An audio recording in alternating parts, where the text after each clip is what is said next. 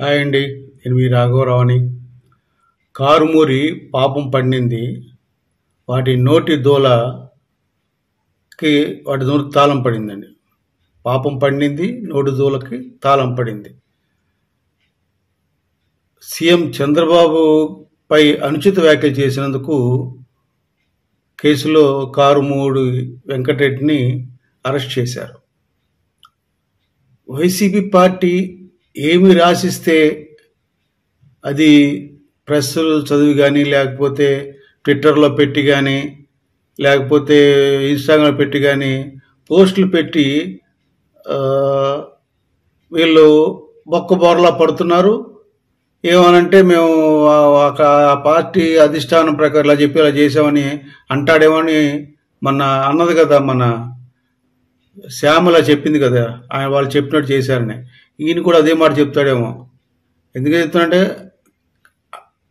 అటు బురద అడుసు తొక్కనేలా కాలు కడగనేలా అంటాడు సార్. ఆ సామెత ప్రకారం వీళ్ళకి బుద్ధి ఇప్పుడు వస్తుందో చూద్దాం. ఎవరైనా సరే ఆ పార్టీ చెప్పిందని నోటికొచ్చి మాట్లాడితే బొక్కలోకి వెళ్ళడం ఖాయం, అక్కడ తన యొక్క చెప్పు కూడా తినడం ఖాయం అండి.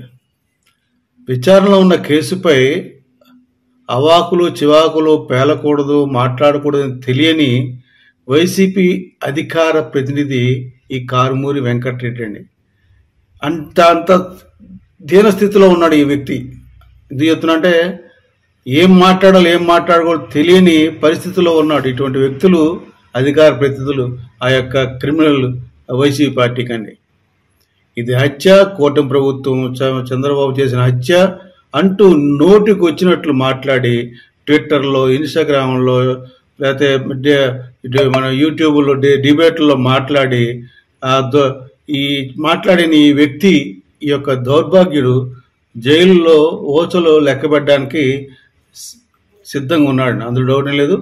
తొందరలో ఓచలు లెక్కబెట్టడం గ్యారంటీ, ఇతనికి శిక్ష పడడం గ్యారంటీ అండి.